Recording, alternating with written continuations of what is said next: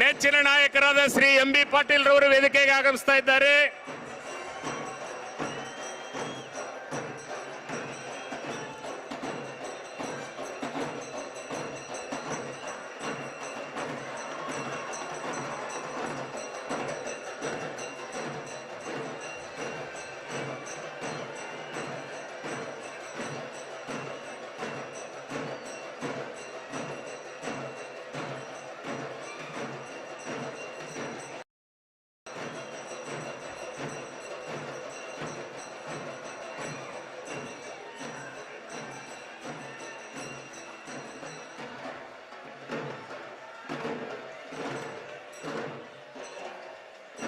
ಆತ್ಮೀಯರೇ, ಒಂದು ನಿಮಿಷ. ಈಗ ತಮ್ಮೆಲ್ಲರನ್ನ ಉದ್ದೇಶಿಸಿ ಸಕ್ಕರೆ, ಜವಳಿ ಮತ್ತು ಕೃಷಿ ಮಾರುಕಟ್ಟೆ ಸಚಿವರಾದ ಸನ್ಮಾನ್ಯ ಶ್ರೀ ಶಿವಾನಂದ ಪಾಟೀಲ್ ರವರು ತಮ್ಮೆಲ್ಲರನ್ನ ಉದ್ದೇಶಿಸಿ ಸ್ವಾಗತವನ್ನು ಮಾಡಲಿದ್ದಾರೆ.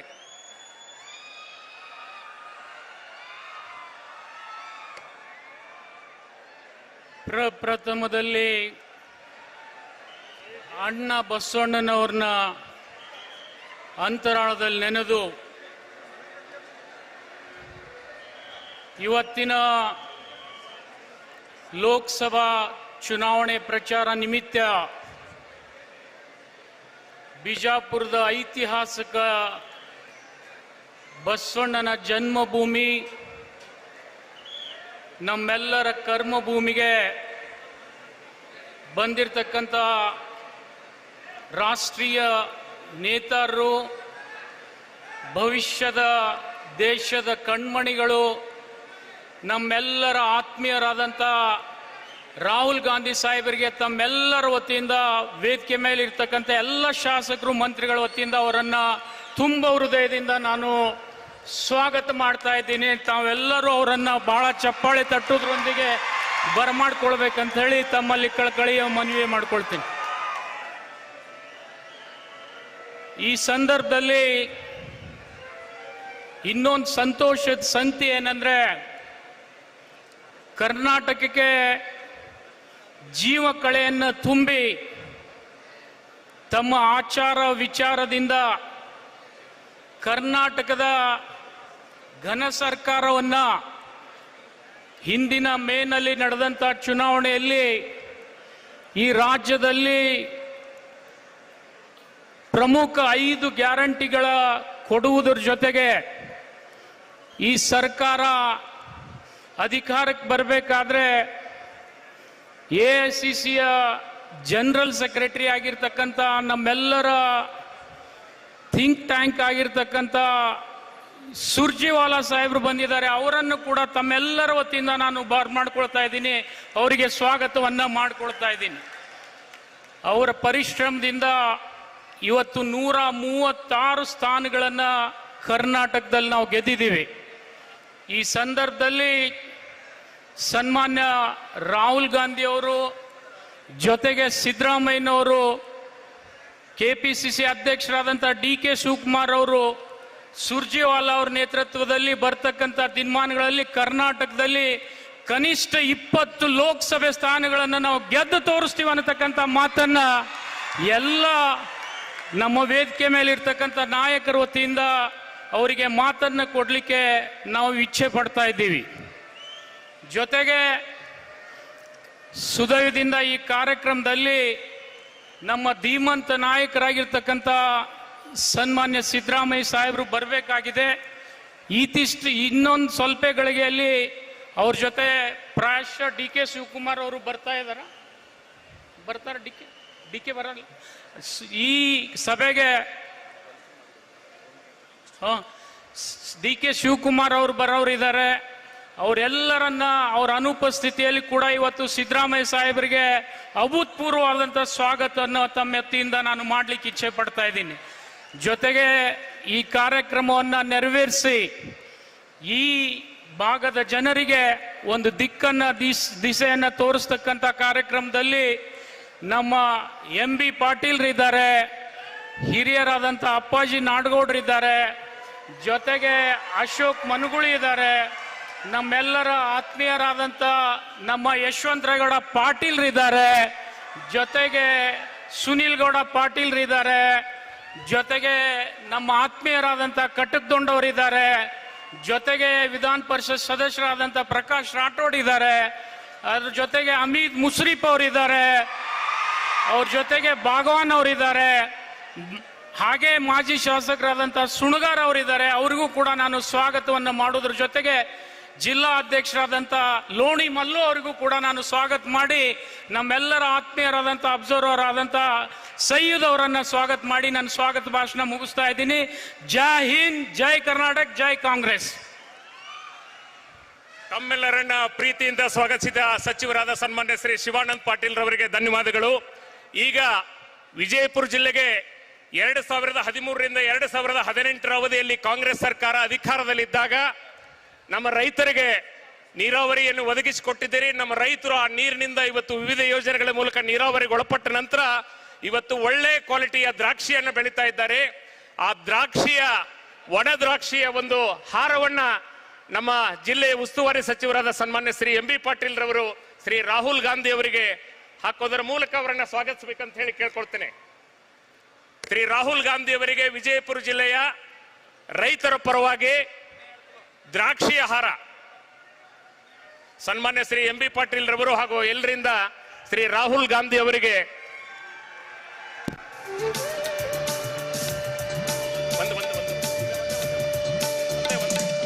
ಅದೇ ರೀತಿ ಎಐಸಿಸಿಯ ಪ್ರಧಾನ ಕಾರ್ಯದರ್ಶಿಗಳಾದ ಶ್ರೀ ಸುರ್ಜೇವಾಲಾ ಅವರಿಗೆ ಶ್ರೀ ಶಿವಾನಂದ್ ಪಾಟೀಲ್ ರವರು ಮಾಲಾರ್ಪಣೆಯನ್ನು ಮಾಡಲಿದ್ದಾರೆ. ದ್ರಾಕ್ಷಿಯ ಹಾರವನ್ನು ಹಾಕಿ ಅವರನ್ನ ಸ್ವಾಗತವನ್ನು ಕೊಡಲಿದ್ದಾರೆ.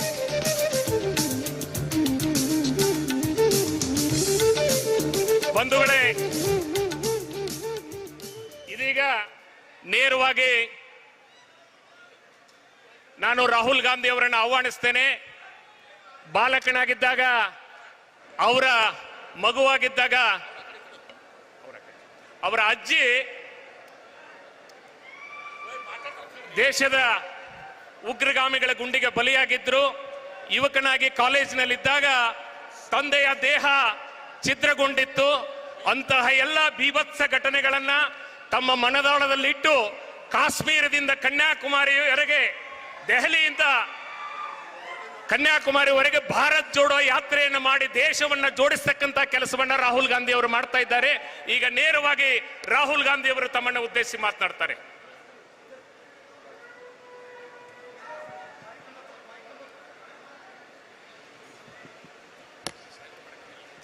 रणदीप सुरजेवाला जी, रणदीप सुरजेवाला ಅವರೇ, रणदीप सुरजेवाला जी, सिद्धरमैया जी, एमबी पाटिल जी, शिवानंद पाटिल जी, नाडा गाडव जी, गौडा पाटिल जी, अशोक मनगुलिल जी, विट्ठल जी, प्रकाश राठौड़ जी, सुनील गौडा जी, मल्लिकार्जुन लोनी जी, स्टेज पे कांग्रेस पार्टी के सीनियर नेता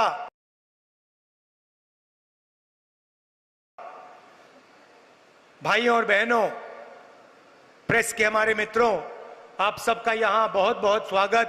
गर्मी में आप आए, इतनी गर्मी में आप आए, इसके लिए आप सबको दिल से धन्यवाद करता हूं.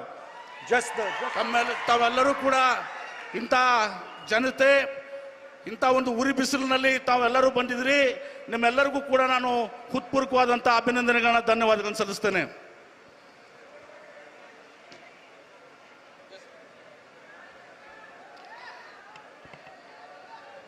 देखिए, ये जो चुनाव है,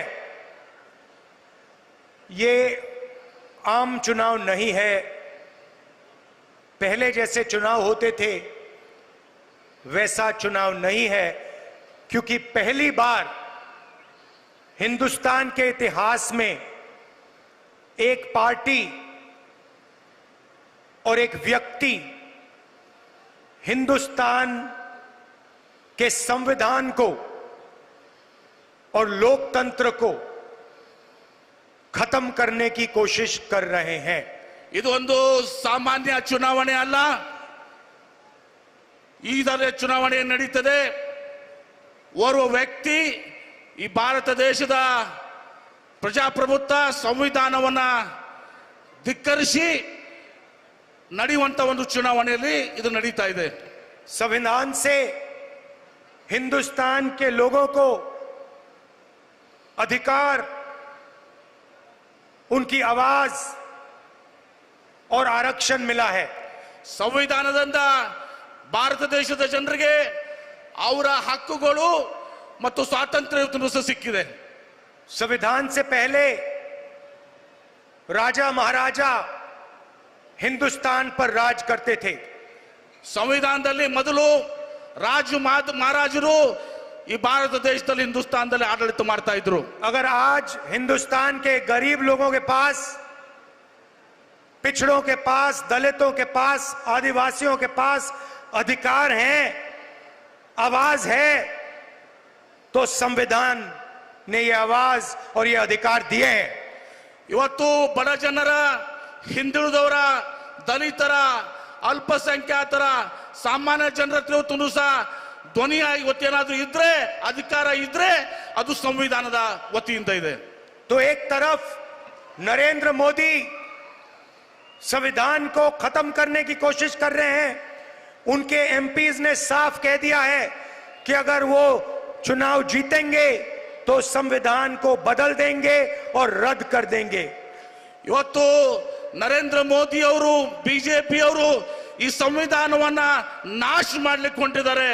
ಅವರು ತಮ್ಮ ಮಾತುಗಳಲ್ಲಿ ಹೇಳಿದ್ದಾರೆ, ಎಂಪಿ ಅವರು ಹೇಳಿದ್ದಾರೆ, ಇವತ್ತು ನಾವು ಅವ್ರ ಅಧಿಕಾರಕ್ಕೆ ಮತ್ತೆ ಬಂದ್ರೆ ಈ ಸಂವಿಧಾನವನ್ನ ನಾಶ ಮಾಡ್ತೀವಿ, ಬದಲಾವಣೆ ಮಾಡ್ತೀವಿ ಅಂತ ಹೇಳಿ. एक तरफ वो लोग और दूसरी तरफ कांग्रेस पार्टी और इंडिया अलायंस जो संविधान को, बसवना जी की विचारधारा को बचाने की कोशिश कर रहे हैं.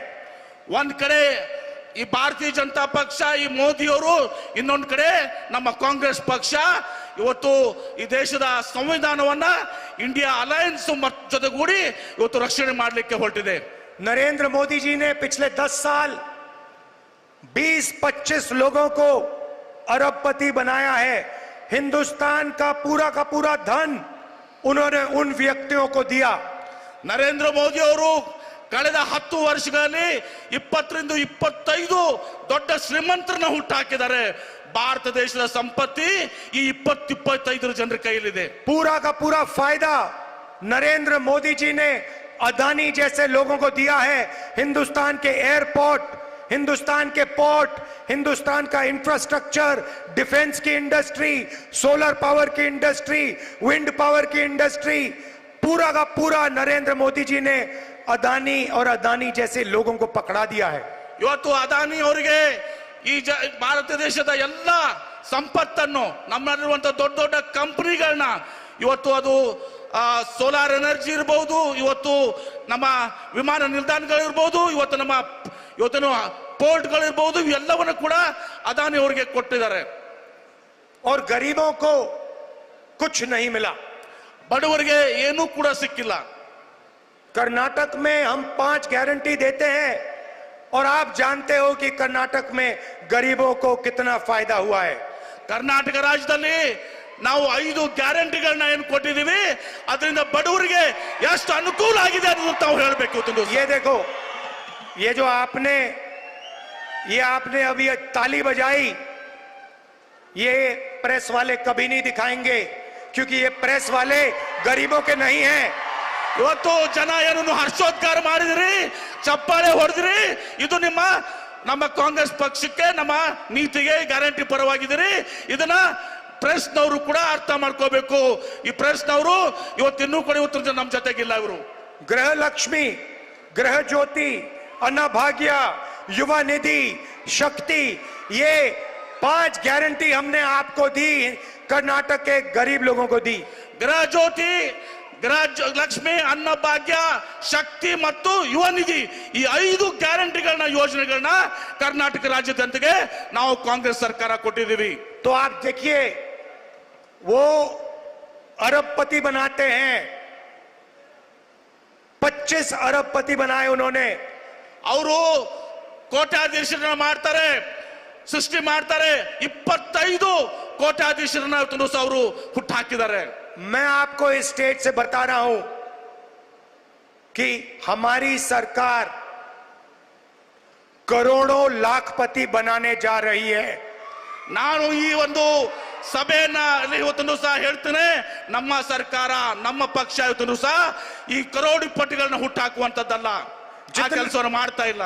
जितना पैसा नरेंद्र मोदी जी ने अरबपतियों को दिया, उतना पैसा हम किसानों को, युवाओं को, गरीबों को, मजदूरों को देने जा रहे हैं. ಎಷ್ಟು ಎಷ್ಟು ಕೋಟ್ಯಾಂತರ ಹಣ ಇವತ್ತು ಸಹ ನರೇಂದ್ರ ಮೋದಿ ಅವರು ಈ ಕೋಟ್ಯಾಧೀಶರಿಗೆ ದೊಡ್ಡ ದೊಡ್ಡ ಉದ್ಯಮಿಗಳು ಕೊಟ್ಟಿದ್ದಾರೆ. ಅದನ್ನ ನಾವು ರೈತರಿಗೆ, ಬಡವರಿಗೆ, ಕೂಲಿ ಕಾರ್ಮಿಕರಿಗೆ, ಹಿಂದುಳಿದವರಿಗೆ ನಾವು ಕೊಡ್ಲಿಕ್ಕೆ ಬಯಸಿದ್ದೀವಿ. गृह लक्ष्मी स्कीम के बारे में प्रधानमंत्री ने कहा था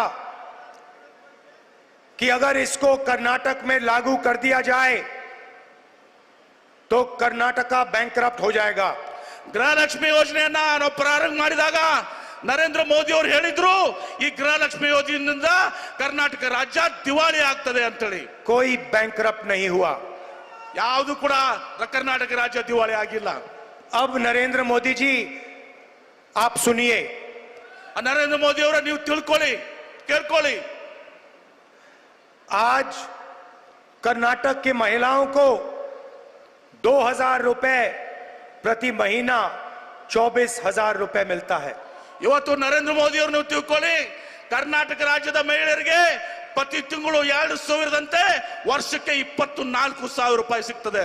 1 करोड़ महिलाओं को कर्नाटक में 24,000 रुपए साल का मिलता है. 1 ಕೋಟಿ ಮಹಿಳೆಯರಿಗೆ ಕರ್ನಾಟಕ ರಾಜ್ಯದಲ್ಲಿ ವರ್ಷಕ್ಕೆ 24,000 ರೂಪಾಯಿ ಸಿಗ್ತದೆ. महिलाओं को हम क्यों देते हैं? क्योंकि महिलाएं देश के भविष्य की रक्षा करती हैं. ನಾವು ಮಹಿಳೆಯರಿಗೆ ಯಾಕೆ ಈ ಹಣವನ್ನ ಕೊಡ್ತಾ ಇದೀವಿ? ಯಾಕಂದ್ರೆ ಮಹಿಳೆಯರು ಈ ದೇಶದ ರಕ್ಷಣೆಯನ್ನು ಮಾಡ್ತಾ ಇದ್ದಾರೆ, ಕುಟುಂಬದ ರಕ್ಷಣೆಯನ್ನು ಮಾಡ್ತಾ ಇದ್ದಾರೆ. और 21वीं सदी में शायद पुरुषों को अच्छा ना लगे, अगर पुरुष 8 घंटा काम करते हैं तो महिलाएं 16 घंटा काम करती हैं. ಇದು ಗಂಡಸರಿಗೆ ಸ್ವಲ್ಪ, ಪುರುಷರಿಗೆ ಸ್ವಲ್ಪ ಇದು ಅನ್ಸ್ಬಹುದು. ಗಂಡಸರು 8 ತಾಸು ಕೆಲಸ ಮಾಡಿದ್ರೆ ಮಹಿಳೆಯರು 16 ಗಂಟೆ ಕೆಲಸ ಮಾಡ್ತಾರೆ. बाहर जाके महिला और पुरुष मजदूरी करते हैं और फिर घर में 8 घंटे महिला बच्चों की देखभाल करती है, भोजन पकाती है. 8 ಗಂಟೆಗಳ ಕಾಲ 8 ತಾಸು ಹೊರಗೆ ಹೋಗಿ ಅವರು ಕೆಲಸ ಮಾಡ್ತಾರೆ. ಮನೆಗೆ ಬಂದು ಮತ್ತು 8 ತಾಸು ಮಕ್ಕಳನ್ನ ಸಾಕು ಜೊತೆಗೆ ಇವತ್ತು ಅಡಿಗೆ ಮಾಡುವಂತ ಕೆಲಸ ಮಾಡ್ತಾರೆ, ಮನೆ ಕೆಲಸ ಮಾಡ್ತಾರೆ. इसलिए कर्नाटक में हमने 24,000 रुपए गरीब महिलाओं के बैंक अकाउंट में साल के डाले. ಇದರ ಸಲುವಾಗಿನೇ ನಾವು ಮಹಿಳೆಯರಿಗೆ ಪ್ರತಿ ತಿಂಗಳು ಇವತ್ತೊಂದು ದಿವಸ 2,000ದಂಗೆ ವರ್ಷಕ್ಕೆ 24,000 ಮಹಿಳೆಯರ ಅಕೌಂಟ್ಗೆ ನೇರವಾಗಿ ಹಣವನ್ನು ಜಮಾ ಮಾಡ್ತಾ ಇದ್ದೀವಿ. अब आप ताली बजाने के लिए तैयार हो जाओ. ಈಗ ತಾವೆಲ್ಲರೂ ಚಪ್ಪಾಳೆ ಹೊಡಿಲಿಕ್ಕೆ ತಯಾರಾಗಿರಿ. क्योंकि जो मैं अब आपको बोलने जा रहा हूं उससे जबरदस्त ताली बजने जा रही है. ಈಗ ನಾನು ಏನ್ ಹೇಳಕ್ ಹೊಂಟಿದ್ದೀನಿ, ಇದರಿಂದ ಬಹಳ ದೊಡ್ಡ ಚಪ್ಪಾಳೆಯನ್ನ ಇವತ್ತು ನೀವು ಹೊಡೆಯುವಂತದ್ದಾಗ್ತದೆ. चुनाव के बाद जैसे ही इंडिया अलायंस की सरकार बनेगी, ಚುನಾವಣೆ ನಂತರ ಇಂಡಿಯಾ ಅಲೈನ್ಸ್ ಏನು ಅಧಿಕಾರಕ್ಕೆ ಬರ್ತದೆ, ಸರ್ಕಾರ ರಚನೆ ಮಾಡ್ತದೆ, हिंदुस्तान के सारे गरीब परिवारों की लिस्ट बनेगी. ಹಿಂದೂಸ್ತಾನದ ಪ್ರತಿಯೊಬ್ಬರ ಮಹಿಳೆಯರಿಗೆ ಇವತ್ತು ಸಹ ಒಂದು ದೊಡ್ಡ ಶಕ್ತಿಯನ್ನು ತುಂಬುತ್ತಿದ್ದೇವೆ. और हर गरीब परिवार में से एक महिला चुनी जाएगी. ಮತ್ತು ಎಲ್ಲ ಪ್ರತಿಯೊಂದು ಬಡ ಕುಟುಂಬದಿಂದ ಒಬ್ಬ ಮಹಿಳೆಯನ್ನ ನಾವು ಆಯ್ಕೆ ಮಾಡ್ತೀವಿ. और उस महिला के बैंक अकाउंट में हिंदुस्तान की सरकार हर साल 1 लाख रुपया डालने जा रही है. ಈ ಒಂದು ಮಹಿಳೆ, ಬಡ ಮಹಿಳೆ ಏನಿರ್ತ ನಾವು ಆಯ್ಕೆ ಮಾಡಿರ್ತೀವಿ, ಅವರ ಒಂದು ಖಾತೆಯಲ್ಲಿ 1 ಲಕ್ಷ ರೂಪಾಯಿಗಳನ್ನ ಇವತ್ತು ಸಹ ಜಮಾ ಮಾಡ್ತೀವಿ. अगर कर्नाटक की सरकार महिलाओं को 24,000 दे सकती है तो हिंदुस्तान की सरकार महिलाओं को 1 लाख रुपए दे सकती है. ಇವತ್ತು ಕರ್ನಾಟಕ ಸರ್ಕಾರ ಮಹಿಳೆಯರಿಗೆ ವರ್ಷಕ್ಕೆ 24,000 ಕೊಟ್ರೆ ಕೇಂದ್ರ ಸರ್ಕಾರ ವರ್ಷಕ್ಕೆ 1 ಲಕ್ಷ ರೂಪಾಯಿ ಕೊಡುವಂತ ಶಕ್ತಿ ಹೊಂದಿರುತ್ತದೆ. और कर्नाटक को 1,24,000 रुपए साल के महिलाओं को मिलेगा. ಮತ್ತು ಕರ್ನಾಟಕ ರಾಜ್ಯದಲ್ಲಿ 1,24,000 ರೂಪಾಯಿ ಮಹಿಳೆಯರಿಗೆ ಅವತ್ತು ಸಹ ಕುಟುಂಬಕ್ಕೆ ಸಿಗ್ತದೆ. आप सोचिए, हर साल हर महीने 10,500 रुपए खटाखट खटाखट खटाखट खटाखट बैंक अकाउंट में. ತಾವು ವಿಚಾರ ಮಾಡ್ರಿ, ಪ್ರತಿ ತಿಂಗಳು 10,500 ರೂಪಾಯಿ ಕಟಾಕಟ್ ಕಟಾಕಟ್ ಅಂತ ನಿಮ್ಮ ಜಮೆಗೆ ಕಾನೂನಿಗೆ ಅವತ್ತು ಸಹ ಅಕೌಂಟ್ಗೆ आप ಬರ್ತದೆ. एक कर्नाटक के सबसे गरीब परिवार सुबह उठेंगे, 1 तारीख को हर महीने सुबह उठेंगे और बैंक अकाउंट में सीधा महीने का 10,500 रुपए दिखाई देगा. ಬಡ ಕುಟುಂಬದವರು ಮಹಿಳೆ ಪ್ರತಿ ತಿಂಗಳು 1ನೇ ತಾರೀಕಿಗೆ ತಮ್ಮ ಬೆಳಗ್ಗೆ ಎದ್ದ ಮೇಲೆ ತಮ್ಮ ಅಕೌಂಟ್ ಅನ್ನು ತೆಗೆದ್ರೆ 10,500 ರೂಪಾಯಿ ಅಕೌಂಟ್ ನಲ್ಲಿ ಇರ್ತದೆ. और जब तक वो परिवार गरीबी से नहीं निकलेगा तब तक हर महीने खटाखट खटाखट खटाखट 8,500 रुपए. ಎಲ್ಲಿವರೆಗೆ ಆ ಒಂದು ಕುಟುಂಬ ಬಡತನದಿಂದ ಹೊರಗೆ ಬರ್ಲಿಕ್ಕೆ ಆಗುದಿಲ್ಲ ಅಲ್ಲಿವರೆಗೆ ಪ್ರತಿ ತಿಂಗಳು 10,500 ರೂಪಾಯಿ ಕಟಾಕಟ್ ಕಟಾಕಟ್ ಕಟಾಕಟ್ ನಿಮ್ಮ ಅಕೌಂಟ್ ಕೊಡುವಂತದ್ದಾಗ್ತದೆ. अब कर्नाटक में हम युवा निधि स्कीम देते हैं. ಕರ್ನಾಟಕ ರಾಜ್ಯದಲ್ಲಿ ನಾವು ಯುವ ನಿಧಿ ಯೋಜನೆಯನ್ನ ನೋಡಿದಿರಿ. अनएम्प्लॉयड युवाओं को 3,000 रुपए महीने का मिलता है. ನಿರುದ್ಯೋಗಿ ಯುವಕರಿಗೆ ಪ್ರತಿ ತಿಂಗಳು 3,000 ರೂಪಾಯಿ ಹಣ ಸಿಗ್ತದೆ. नरेंद्र मोदी जी ने अरबपतियों को धन देकर रोजगार खत्म कर दिया है. ನರೇಂದ್ರ ಮೋದಿ ಅವರು ಇವತ್ತು ಕೋಟ್ಯಾಧೀಶಕ್ಕೆ ಇದು ಮಾಡಿ ಇವತ್ತು ಬಡವರಿಗೆ ಇವತ್ತು ಸಹ ಕೂಲಿಯನ್ನ ಕಡಿಮೆ ಮಾಡಿದ್ದಾರೆ. देश में हर सड़क पे हर कस्बे में युवा घूमते हैं, हाथ जोड़ के रोजगार मांगते हैं. ಇವತ್ತು ದೇಶದ ಕೋಣೆ ಕೋಣೆಯಲ್ಲಿ ಯುವಕರು ನಿರುದ್ಯೋಗಿಗಳು ಅಡ್ಡಾಡ್ತಾರೆ, ಉದ್ಯೋಗವನ್ನ ಕೇಳ್ತಾ ಇದ್ದಾರೆ. कुछ नहीं मिलता. ಏನು ಸಿಕ್ಕಿಲ್ಲ ಅವ್ರಿಗೆ. अमीर घर के लोग अपने बच्चों को अप्रेंटिसशिप कराते हैं, 1 साल की नौकरी दिलवाते हैं, टेम्पररी नौकरी दिलवाते हैं, उनकी ट्रेनिंग होती है. ಶ್ರೀಮಂತ ಕುಟುಂಬದವರು ತಮ್ಮ ಮಕ್ಕಳಿಗೆ 1 ವರ್ಷದವರೆಗೆ 6 ತಿಂಗಳಿಗೆ ಅಪ್ರೆಂಟಿಸ್ ಪ್ರೋಗ್ರಾಮ್ ಕೊಡ್ತಾರೆ, ತದನಂತರ ಅವರಿಗೆ ನೌಕರಿಗಳು ಸಿಗ್ತವೆ. मगर ये सुविधा हिंदुस्तान के बेरोजगार युवाओं को नहीं मिलती. ಈ ಒಂದು ಸೌಲಭ್ಯ ಇವತ್ತು ಸಹ ಭಾರತ ದೇಶದ ಹಿಂದೂಸ್ತಾನದ ಇವತ್ತು ಬಡ ಕುಟುಂಬದ ಯುವಕರಿಗೆ ಇವತ್ತು ಸಿಕ್ಕತ್ತಲ್ಲ. इंडिया गठबंधन की सरकार दुनिया में पहली सरकार होगी जो अप्रेंटिसशिप का अधिकार हिंदुस्तान के हर बेरोजगार ग्रेजुएट को देने जा रही है. ಇಂಡಿಯಾ ಇವತ್ತು ಸಹ ಅಲಯನ್ಸ್ ಏನಿದೆ, ಗಠಬಂಧನ ಏನಿದೆ, ಇದು ಪ್ರಥಮ ಒಂದು ಅಲಯನ್ಸ್ ಇವತ್ತು ಸಹ ಪ್ರತಿಯೊಬ್ಬ ಯುವಕನಿಗೆ, ಬಡ ಯುವಕನಿಗೆ ಅಪ್ರೆಂಟಿಸ್ಶಿಪ್ ಕೊಟ್ಟು ಅವರಿಗೆ ಉದ್ಯೋಗಕ್ಕೆ ತಯಾರಾಗುವ ರೀತಿ ಮಾಡ್ತೇವೆ. करोड़ों युवाओं की पहली नौकरी पक्की होने जा रही है. ಯಾವಾಗ ಅವರ ಪ್ರಥಮ ನೌಕರಿ ಇವತ್ತು ಉದ್ಯೋಗ ಸಿಗ್ಲಿಕ್ಕೆ ತಯಾರಾಗ್ತದೆ. प्राइवेट सेक्टर में, पब्लिक सेक्टर में, सरकारी ऑफिसेज में, सरकारी अस्पतालों में हिंदुस्तान की सरकार युवाओं को अप्रेंटिसशिप देगी. ಖಾಸಗಿ ಸಂಸ್ಥೆಗಳಲ್ಲಿ, ಖಾಸಗಿ ಉದ್ಯಮಿಗಳಲ್ಲಿ, ಸರ್ಕಾರದ ಉದ್ಯಮಿಗಳಲ್ಲಿ ಎಲ್ಲ ಇದರಲ್ಲಿ ಇವತ್ತು ಸಹ ಭಾರತ ಸರ್ಕಾರ ಇವತ್ತು ಅಪ್ರೆಂಟಿಸ್ಶಿಪ್ ಕಾರ್ಯಕ್ರಮಗಳನ್ನ ಹಮ್ಮಿಕೊಳ್ತದೆ.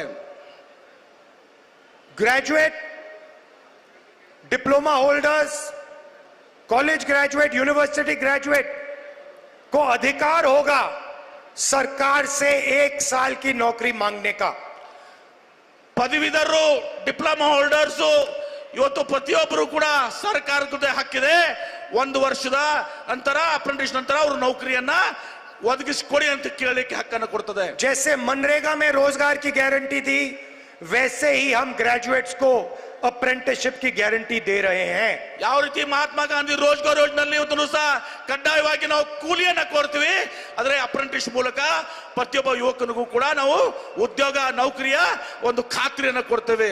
1 साल की नौकरी होगी और हर महीने 8,500 रुपए बैंक अकाउंट में ठकाठक ठकाठक ठकाठक, साल के 1 लाख रुपए बैंक अकाउंट में ठक. 1 ವರ್ಷದ ನೌಕರಿ ಇರುತ್ತದೆ. ಪ್ರತಿ ತಿಂಗಳು ಇವತ್ತು ಸಹ 8,500 ರೂಪಾಯಿ ಆ ಯುವಕರ ಅಕೌಂಟಿಗೆ ನೇರವಾಗಿ ಟಕ ಟಕ್ ಟಕ ಟಕ್ ಟಕ ಟಕ್ ಅಂತ ಜಮಾ ಮಾಡ್ತದೆ. और हिंदुस्तान को करोड़ों युवाओं की एक ट्रेंड वर्कफोर्स मिलेगी. ಭಾರತ ದೇಶಕ್ಕೆ ಕೋಟ್ಯಾಂತರ ಯುವಕರ ಒಂದು ಶಕ್ತಿ ಇವತ್ತು ಸಹ ಏನು ಇವತ್ತು ಪರಿಣಿತಿ ಹೊಂದಿದಂತ ಒಂದು ಫೋರ್ಸ್ ಇವತ್ತು ಸಹ ಸಮೂಹ ಸಿಗ್ತದೆ. नरेंद्र मोदी जी ने आज तक किसानों का कर्जा माफ नहीं किया. ನರೇಂದ್ರ ಮೋದಿ ಅವರು ಇಲ್ಲಿವರೆಗೆ ರೈತರ ಸಾಲವನ್ನ ಮನ್ನಾ ಮಾಡಿಲ್ಲ और किसानों को कानूनी एमएसपी नहीं देते हैं. ಮತ್ತು ರೈತರಿಗೆ ಇವತ್ತು ಸಹ ತಾವು ಬೆಳೆದಂತ ಬೆಳೆಗಳಿಗೆ ಇವತ್ತು MSP ದರವನ್ನ ಇವತ್ತು ಸಹ ಕೊಡ್ತಾ ಇಲ್ಲ. हमारी सरकार आते ही किसानों का कर्जा माफ करने जा रही है. ನಮ್ಮ ಸರ್ಕಾರ ಬಂದ ಕೂಡಲೇ ರೈತರ ಸಾಲವನ್ನ ಮನ್ನಾ ಮಾಡ್ತೇವೆ. और लीगली गारंटीड एमएसपी हिंदुस्तान के किसानों को दी जाएगी. ರೈತರಿಗೆ MSP ದರ ಅವರು ಬೆಳೆದಂತ ಬೆಳೆಗಳಿಗೆ ಯೋಗ್ಯವಾದ ದರ ಸಿಗಲಿಕ್ಕೆ ನಾವು ಕ್ರಮವನ್ನ ಕೈಗೊಳ್ತೇವೆ. आशा और आंगनवाड़ी में जो काम करती हैं उन महिलाओं की आमदनी दुगनी की जाएगी और मनरेगा में 400 रुपए दिया जाएगा. ಆಶಾ ಮತ್ತು ಅಂಗನವಾಡಿ ಕಾರ್ಯಕರ್ತರಿಗೆ ಅವ್ರು ಏನ್ ಪಡ್ಕೊಂತ ಸಂಭಾವನೆಯನ್ನ ಪಗಾರನ್ನ 2 ಪಟ್ಟು ಮಾಡ್ತೀವಿ.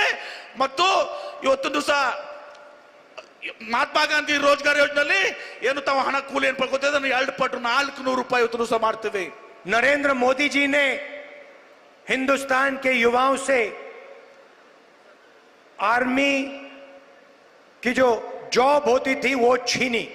ನರೇಂದ್ರ ಮೋದಿ ಅವರು ಭಾರತ ದೇಶದ ಯುವಕರು ಏನು ಆರ್ಮಿಯಲ್ಲಿ ಸೇವೆಯನ್ನ ಮಾಡ್ತಾ ಇದ್ರೆ ಅವರ ನೌಕರಿಯನ್ನ ಇವತ್ತು ಸಹ ಸೈನ್ಯದಲ್ಲಿ ಸೇವೆ ಮಾಡೋರ ನೌಕರಿಯನ್ನ ಕಸಿದುಕೊಂಡಿದ್ದಾರೆ. वो अग्निवीर योजना लाए. ಅವರು ಒಂದು ಯೋಜನೆಯನ್ನ ತಂದ್ರು. अग्निवीर योजना हिंदुस्तान की आर्मी और हिंदुस्तान के जवान पर अपमान है. ಇವತ್ತು ಅದು ಯೋಜನೆ ತಂದಿದ್ದಾರೆ. ಅದು ಭಾರತ ದೇಶದ ಯುವಕರಿಗೆ ಒಂದು ದೊಡ್ಡ ಹೊಡೆತ ಇದೆ. अग्निवीर योजना को हम रद्द करने जा रहे हैं, खत्म करने जा रहे हैं. ಆ ಒಂದು ತಾತ್ಕಾಲಿಕ ಯೋಜನೆ ತಂದಿದ್ದಾರೆ, ಅದನ್ನ ನಾವು ಅಭಿವೃದ್ಧಿ ಯೋಜನೆ ಅದನ್ನ ನಾವು ರದ್ದು ಮಾಡಲಿಕ್ಕೆ ಹೊರಟಿದ್ದೀವಿ. 2 तरीके के शहीद नहीं होंगे. एक तरीके का शहीद होगा, सबको पेंशन मिलेगी, सबको कैंटीन मिलेगी और सबको शहीद का दर्जा मिलेगा. ಎಲ್ಲ ಒಂದೇ ರೀತಿಯ ಒಂದು ಯೋಧರು ಇರ್ತಾರೆ, ಆರ್ಮಿ ಇರ್ತದೆ, ಅವ್ರು ಎಲ್ಲಾ ರೀತಿಯ ಅವ್ರಿಗೆ ಸಮಾನವಾದಂತಹ ಪಗಾರ ಸಿಗ್ತದೆ ಮತ್ತು ಸೌಲಭ್ಯಗಳು ಕೂಡ ಇತ್ತು ಸಹ ಸಿಗ್ತದೆ. नरेंद्र मोदी जी ने हिंदुस्तान पर गलत जीएसटी लागू की है. ನರೇಂದ್ರ ಮೋದಿ ಅವರು ಭಾರತ ದೇಶದ ಮೇಲೆ ತಪ್ಪಾದಂತ ಒಂದು GST ವ್ಯವಸ್ಥೆಯನ್ನ ಜಾರಿಗೊಳಿಸಿದ್ದಾರೆ. 5 अलग अलग टैक्स, ज्यादा टैक्स, किसानों पर टैक्स, 5 ಬೇರೆ ಬೇರೆ ಟ್ಯಾಕ್ಸ್ ಅನ್ನ ಇವತ್ತೊಂದು ಸಹ ಹಾಕಿದ್ದಾರೆ.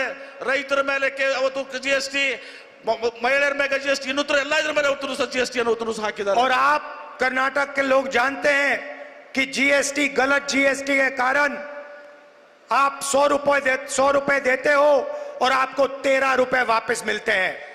ಈ ಒಂದು ತಪ್ಪಾದಂತ GST ಇಂದ ನೀವು 100 ರೂಪಾಯಿ ಏನ್ ಕೊಡ್ತೀರಿ ಅದರಿಂದ ವಾಪಸ್ ನಿಮ್ಗೆ ಕೇವಲ 13 ರೂಪಾಯಿ ವಾಪಸ್ ಬರ್ತದೆ. कर्नाटक के साथ प्रधानमंत्री अन्याय कर रहे हैं. ಕರ್ನಾಟಕ ರಾಜ್ಯದ ಜನರ ಜೊತೆಗೆ ಪ್ರಧಾನಮಂತ್ರಿ ನರೇಂದ್ರ ಮೋದಿ ಅವರು ಅನ್ಯಾಯವನ್ನ ಮಾಡ್ತಾ ಇದ್ದಾರೆ. हम जीएसटी को बदलेंगे और ये जो अन्याय हो रहा है आपके खिलाफ, इसे हम ठीक करेंगे. ನಾವು GST ಅನ್ನ ಬದಲಾವಣೆ ಮಾಡ್ತೀವಿ. ನಿಮ್ ಜೊತೆ ಏನ್ ಅನ್ಯಾಯ ಆಗ್ತದೆ ಆ ಅನ್ಯಾಯವನ್ನ ನಾವು ಸರಿಪಡಿಸ್ತೀವಿ. अब आखिरी बात, आप प्रधानमंत्री के भाषण देखते हो, घबराए हुए हैं.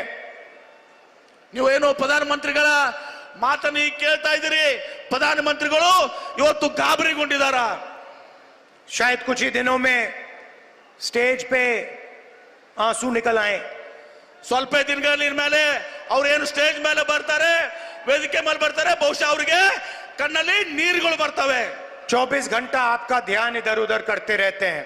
24 ಗಂಟೆಗಳ ಕಾಲ ಇವತ್ತು ದಿವಸ ನಮ್ಮ ಧ್ಯಾನ ಮಾಡುವಂತ ಕೆಲಸ ಆಗ್ತದೆ ಅವ್ರಿಗೆ. कभी पाकिस्तान की बात होगी, कभी चाइना की बात होगी, कभी थाली बजवाएंगे, कभी मोबाइल फोन की लाइट जलवाएंगे. ಕೆಲವೊಮ್ಮೆ ಪಾಕಿಸ್ತಾನಗಳ ಮಾತಾಡ್ತಾರೆ, ಕೆಲವೊಮ್ಮೆ ಚೈನಾ ಮಾತಾಡ್ತಾರೆ, ಕೆಲವೊಂದು ವಿವಿಧ ವಿಚಾರಗಳು ಮಾತನಾಡ್ತಾರೆ ಅವರು. हिंदुस्तान में 3-4 बड़े मुद्दे हैं. ಭಾರತ ದೇಶದಲ್ಲಿ 3-4 ದೊಡ್ಡ ದೊಡ್ಡ ಸವಾಲುಗಳು ಸಂಬಂಧ ಇದಾವೆ. गरीबी, बेरोजगारी, महंगाई और भागीदारी. ಇವತ್ತು ಭಾರತ ದೇಶದಲ್ಲಿ ಏನು 4 ದೊಡ್ಡ ಸವಾಲುಗಳಿದಾವೆ, ಸಮಸ್ಯೆಗಳಿದಾವೆ. ಒಂದು ಬಡತನ, ಇನ್ನೊಂದು ನಿರುದ್ಯೋಗ, ಇನ್ನೊಂದು ಬೆಲೆ ಏರಿಕೆ. ಈ 4 ಸವಾಲುಗಳು ನಮ್ಮ ಮುಂದಿದ್ದಾವೆ. कांग्रेस पार्टी बेरोजगारी मिटा सकती है, महंगाई कम कर सकती है और आप सबको भागीदारी दे सकती है. ಕಾಂಗ್ರೆಸ್ ಪಕ್ಷ ಇವತ್ತು ಸಹ ಬೆಲೆ ಏರಿಕೆಯನ್ನ ನಿರಂತರ ಮಾಡ್ತದೆ, ಅದ್ರ ಜೊತೆಗೆ ಇವತ್ತು ಜನರಿಗೆ ಉದ್ಯೋಗವನ್ನು ಕಲ್ಪಿಸಿ ಮಾಡ್ತದೆ. ಅದಕ್ಕೆ ಕಾಂಗ್ರೆಸ್ ಪಕ್ಷ ಸಮರ್ಥವಾಗಿದೆ ಇವತ್ತು ದಿವಸ. नरेंद्र मोदी जी ने पिछले 10 साल सिर्फ गरीबों से पैसा छीना है. ನರೇಂದ್ರ ಮೋದಿ ಅವರು ಕಳೆದ 10 ವರ್ಷ ಕೇವಲ ಬಡವರಿಂದ ಹಣವನ್ನು ವಸೂಲಿ ಮಾಡಿದ್ದಾರೆ, ಕಸಿಕೊಂಡಿದ್ದಾರೆ. अरबपति बना दिए. ಕೋಟ್ಯಾಧೀಶರನ್ನ ಸೃಷ್ಟಿ ಮಾಡಿದ್ದಾರೆ. 22 लोग हैं जिनके पास उतना ही धन है जितना 70 करोड़ हिंदुस्तानियों के पास है. 22 ಅರಬಪತಿಗಳು, ಕೋಟ್ಯಾಧೀಶರು, ಉದ್ಯಮಿಗಳ ಹತ್ರ ಏನ್ ಹಣ ಇದೆ, ಅದು ಇನ್ನುಳಿದ ಭಾರತ ದೇಶದ ಇವತ್ತು 80% ಜನರ ಹತ್ರ ಇದೆ. हिंदुस्तान के 1% लोग 40% धन को कंट्रोल करे बैठे हुए हैं. ಭಾರತ ದೇಶದ ಕೇವಲ 1% ಜನ, 1% ಜನ ಇವತ್ತು 40% ಇವತ್ತು ಇದನ್ನ ನಮ್ಮ ಸಂಪತ್ತನ್ನು ಇವತ್ತು ನಿಯಂತ್ರಣ ಮಾಡ್ತಾ ಇದ್ದಾರೆ. और पिछड़ों, दलितों, आदिवासियों, गरीब जनरल कास्ट, माइनॉरिटी के लिए कहीं जगह नहीं है. ಮತ್ತು ಇದರಲ್ಲಿ ಹಿಂದುಳಿದವರಿಗೆ, ಅಲ್ಪಸಂಖ್ಯಾತರಿಗೆ, ದಲಿತರಿಗೆ, ಆದಿವಾಸಿಗಳಿಗೆ ಸ್ವಲ್ಪನೂ ಕೂಡ ಇದರಲ್ಲಿ ಸ್ಥಾನ ಇಲ್ಲ ಇವತ್ತು ಸಹ. सीधी सी बात है, मैं आपको सीधा एक लाइन में कह देता हूं. ಒಂದೇ ಒಂದು ಮಾತನ್ನ ನಾನು ನೇರವಾಗಿ ಇವತ್ತು ಸಹ ಒಂದೇ ಒಂದು सेंटेंस ಒಂದೇ ಒಂದು ವಾಕ್ಯದಲ್ಲಿ ಹೇಳ್ತೇನೆ. जितना पैसा नरेंद्र मोदी जी ने उन अरबपतियों को दिया, उतना पैसा हम हिंदुस्तान के गरीब लोगों को देने जा रहे हैं. खत्म. ಒಂದೇ ಒಂದು ವಾಕ್ಯದಲ್ಲಿ ಹೇಳ್ಬೇಕಂದ್ರೆ, ನರೇಂದ್ರ ಮೋದಿ ಅವರು ಏನೋ ಅವರು ದೊಡ್ಡ ದೊಡ್ಡ ಉದ್ಯಮಿಗಳಿಗೆ ಏನು ಕೊಟ್ಟಿದ್ದಾರೆ 27 ಜನರಿಗೆ, ಅದೇ ಹಣ ಸಹ ಭಾರತ ದೇಶದ ಪ್ರತಿಯೊಬ್ಬರಿಗೆ ಸಹ ನಾವು ಕೊಡುವಂತ ಕೆಲಸ ಮಾಡ್ತೇವೆ. मैं आप सबका दिल से धन्यवाद करता हूं. ನಾನು ಒಬ್ಬನ ಹೃದಯದ ಅಂತರಂಗದಿಂದ ತಮಗೆ ಧನ್ಯವಾದಗಳನ್ನು ಸಲ್ಲಿಸಲಿಕ್ಕೆ ಬಯಸ್ತೇನೆ. और खास तौर से हमारे जो कांग्रेस पार्टी के कार्यकर्ता हैं, ವಿಶೇಷವಾಗಿ ನಮ್ಮ ಕಾಂಗ್ರೆಸ್ ಪಕ್ಷದ ಕಾರ್ಯಕರ್ತರು ಏನಿದ್ದೀರಿ, जो बब्बर शेर हैं, जो बब्बर शेर हैं, ನೀವೇನು ಹುಲಿ ಸಿಂಹಗಳಿದ್ದೀರಿ.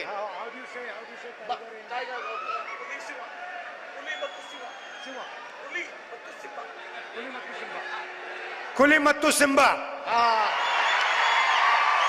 जो हमारे बब्बर शेर घूम रहे हैं, जो विचारधारा के लिए लड़ते हैं, गरीबों के लिए लड़ते हैं, किसानों के लिए लड़ते हैं, आपको मैं दिल से धन्यवाद और ढेर सारा प्यार देता हूं.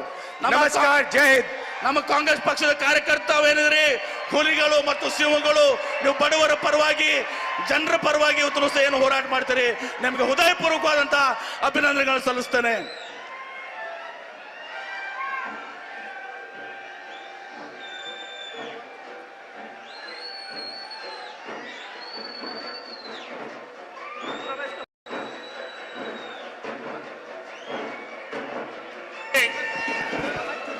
ಹಲೋ, ಇದೀಗ ತಮ್ಮನ್ನ ಉದ್ದೇಶಿಸಿ ಮಾತನಾಡಿದಂತ ಶ್ರೀ ರಾಹುಲ್ ಗಾಂಧಿ ಅವರಿಗೆ ಧನ್ಯವಾದಗಳು. ರಾಹುಲ್ ಗಾಂಧಿ ಅವರಿಗೆ, ರಾಹುಲ್ ಗಾಂಧಿ ಅವರಿಗೆ, ರಾಹುಲ್ ಗಾಂಧಿ ಅವರಿಗೆ, ಕರ್ನಾಟಕದ ಜನಪ್ರಿಯ ಮುಖ್ಯಮಂತ್ರಿ